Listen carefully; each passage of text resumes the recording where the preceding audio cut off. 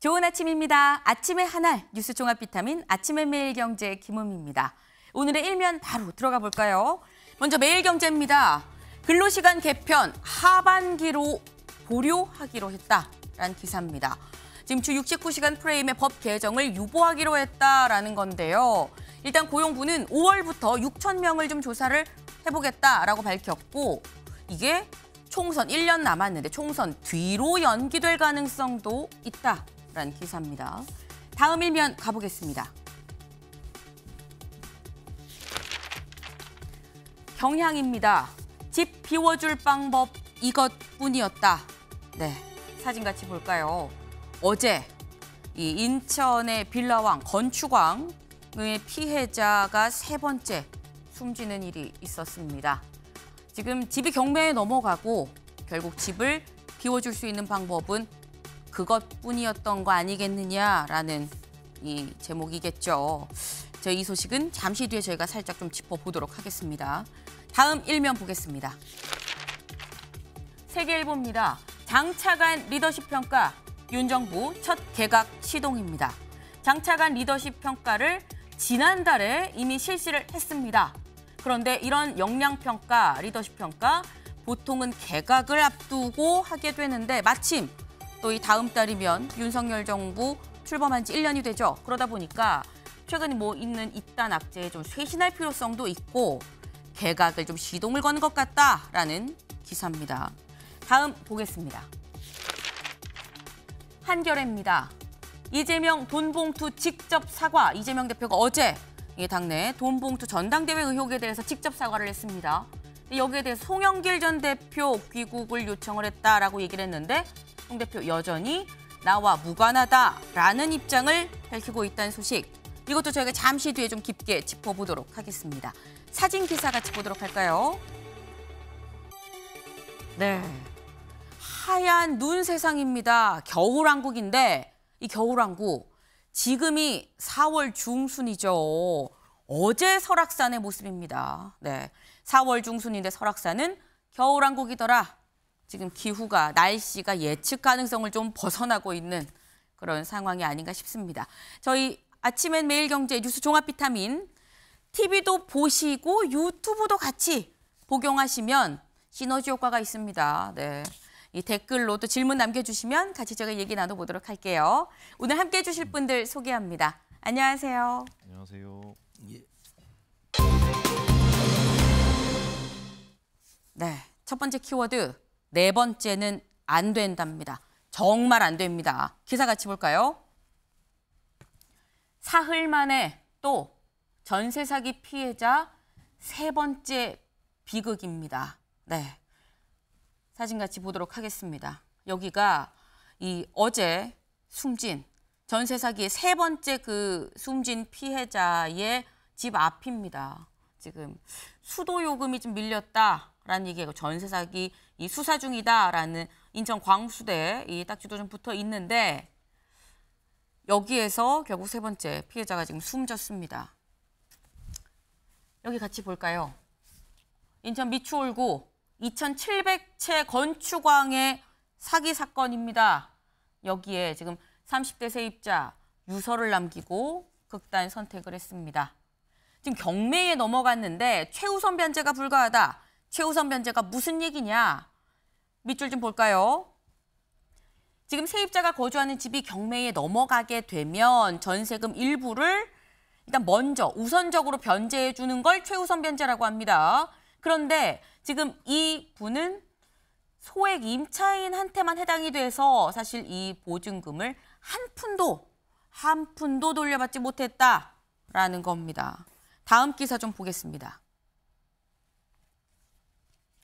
난 의지할 부모님도 없다라는 유서를 남겼는데요. 문 앞 쓰레기 봉투에 정신과 약봉지도 있었습니다. 지금 이번에 숨진 이 피해자, 세 번째 피해자죠. 여기 같이 보겠습니다. 어제 숨진 박모 씨. 네, 지금 전세 보증금 9천만 원이었습니다만 단 한 푼도 돌려받지 못했다라는 거고요. 그 전에 두 번째로 숨진 임모 씨 역시 9천만 원이었습니다. 3,400만 원만 변제를 받았고 처음 숨졌던 분 7천만 원이었는데 전액 한 푼도 변제받지 못했다라는 겁니다. 상황이 상당히 좀 심각하죠. 한 번도 아니고 두 번도 아니고 지금 세 번째 발생하는 사망입니다. 다음 기사 보겠습니다. 이 사건 청년층 신혼부부를 노린 인천 건축왕의 사건이다라는 겁니다. 공인중개사를 고용해서 대놓고 사기 행각을 벌였다. 네. 사실 이 사안을 보면은 경매 회부 사실을 숨기고 계약을 했다는 겁니다. 지금 숨진 그 박모 씨도 보면 근저당이 잡힌 걸 알았지만 공인중개사가 이행각서 써줄게 걱정하지 마라고 해서 했다는 건데 문제는 여기 밑줄 볼까요?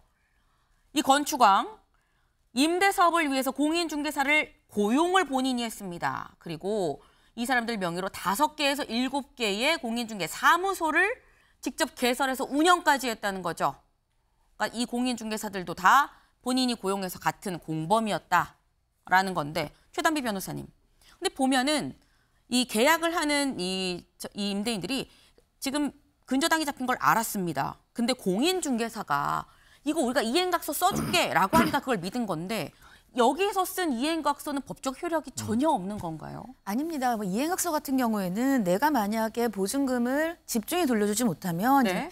여기에 있는 이 공인중개사가 대신해서 갚아주겠다라는 내용이에요. 그래서 네. 그 이행각서 자체가 의미가 없거나 효력이 없는 것은 아닙니다. 근데 문제는 각서 같은 것은 그 예를 들면 공인중개사가 집행의 능력이 있어야 되는데 그러한 것을 갚지 못하면 지금 공인중개사들 같은 경우에는 고용을 당했고 지금 공범으로 지금 현재 알려지고 있거든요. 그렇기 때문에 과연 저렇게 여러 명의 피해자들에게서 모두 다 이행각서를 이행할 수 있는 능력이 있는지 여부가 일단 불분명한 상황이라서 네. 그렇기 때문에 피해자들은 사실은 이러한 이행각서에도 기댈 수 없는 상황인 것으로 보여지고 있습니다.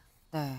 사실상 이 공인중개사들도 그 공인중개소의 실질적인 사장은 건축왕이었기 때문에 변제할 방법이 없어서 이행각서가 소용이 없는 거다라는 지금 설명이셨습니다.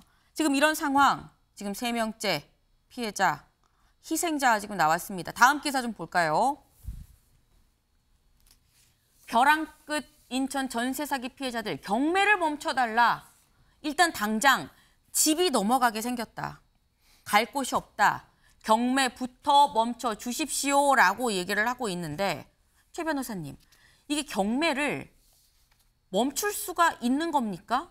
지금 현재는 이 경매 매각기일을 변경하는 방법으로 일단 계속해서 경매를 연기를 하고 있는 상황입니다. 네. 근데 피해자들 같은 경우는 지금 경매 연기는 임시적인 방편이기 때문에 결정적으로 이것이 피해를 구제할 수 있는 방법이 아니다. 그러니까 경매 연기가 아닌 중단을 해달라. 그리고 사실상 저게 경매로 넘어가면 저 집에 살 수 있는 방안은 우선 매수밖에 없거든요. 네. 저 경매에서 지금 살고 있는 사람들이 저 집을 경락받는 거죠. 그러니까는 우선 매수할 수 있는 권리도 달라라고 하는데 네. 사실은 저 앞에 지금 피해자들도 너무 안타깝지만 피해자들 앞에 있는 근저당, 예를 들면 은행들도 다 같은 채권자들이에요. 그러니까 채권자들이 저것을 집행한다고 하는데 그것을 막을 수 있는 방안은 없거든요. 네. 그래서 지금 현재 이제 정치권에서는 우선 매수에 대한 권리라든지 아니면 저런 피해자들이 다량으로 발생하고 있는 상황에서는 네. 경매를 중단할 수 있는 법안을 마련할 필요가 있다라는 얘기들이 나오고 있는 상황입니다.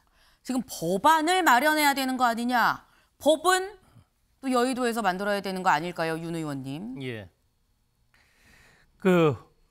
이게 입단 극단 선택은 네. 엄청난 사회적 비극입니다. 네. 이것을 기존의 법으로 해결이 할 수가 없으면 이렇게 했을 때 파장이 어떻게 될 것인가라는 것도 함께 챙기면서 네. 특별하게 입법을 살펴볼 필요가 있다라고 생각을 합니다. 아, 그럼 이 부분에 대해선 사실 법이 만들어지려면 여야가 또 한마음이어야 되는데 조 의원님은 어떻게 입법에 대해서 어떻게 보십니까? 예, 지금 윤두현 의원의 말씀에 좀 공감을 하고 있고요. 네. 특별히 정치권이나 정부에서 재빠르게 실효성 있는 대책을 만들지 못해서 잇따른 희생이 발생하는 거에 대해서 정말로 죄송하다는 말씀 먼저 드리겠고요. 네. 이건 두 가지로 우리가 좀 봐야 될 것 같습니다. 첫 번째로는 이 실제 피해를 입은 분들에 대한 긴급 구제가 가능할 것이냐, 긴급 구제를 어떻게 가능하게 할 것이냐. 네. 이제 특별법도 있습니다만 우리가 갖고 있는 제도에는 범죄 피해자를 구제할 수 있는 각종 지침들이 있습니다. 범죄 네네. 피해자에 대해서. 그리고 범죄 피해 혹은 그 경제 범죄 피해에 대한 구제 같은 것들이 있기 때문에 네. 이런 것들을 조금 적극적으로 활용해서 하는 방법도 우선 좀 고민을 해야 될 것 같고요. 그리고 실제로 저건 그 채권자들의 경우는 대부분 아마 은행들일 텐데요. 네. 그러니까 뭐 빌라를 건축하거나 하는 과정 속에서 어쨌든 융자를 하거나 했을 거 아니겠습니까? 네. 그러면 그 금융권의 책임은 없는 것이냐? 그러니까 이런 경우에는 사실은 금융권이 근저당을 잡아놨기 때문에 최우선 이제 변제 권한을 갖고 있는 것인데 네. 사실은 금융권의 책임도 저는 묻지 않을 수 없다고 보고 있고 그런 면에서 보면 우선은 긴급 구제, 책임의 분담 그리고 이런 사고가 또 재발되지 않도록 하는 실효성 있는 제도 개선 요 세 가지가 같이 좀 진행이 돼야 될 것 같고요. 정부는 말로만 이렇게 실효성 대책을 얘기하지 말고 네. 현재 가지고 있는 수단을 통해서라도 긴급 구제할 수 있는 방법들을 좀 모색하는 게 필요하다고 보고 있습니다. 정부가 일단 지금 현재 있는 것만으로도 빨리 좀 대책을 나서야 되는 거 아니냐라는 말씀을 주셨는데 사실 요 비슷한 건이 저희는 인천 건축왕을 사안을 얘기를 했습니다만 빌라왕 사태가 더 일찍 있었습니다. 빌라왕 사태 때 원희룡 국토부 장관 이렇게 얘기했습니다. 같이 들어보고 오시죠. 우리 정부나 관계기관 입장에서 이런 사기가 아예 발붙이지 못하도록 처음부터 제도를 잘 만들어야 하는데 안타깝게도 아직은 여러 허점들이 있는 게 사실입니다.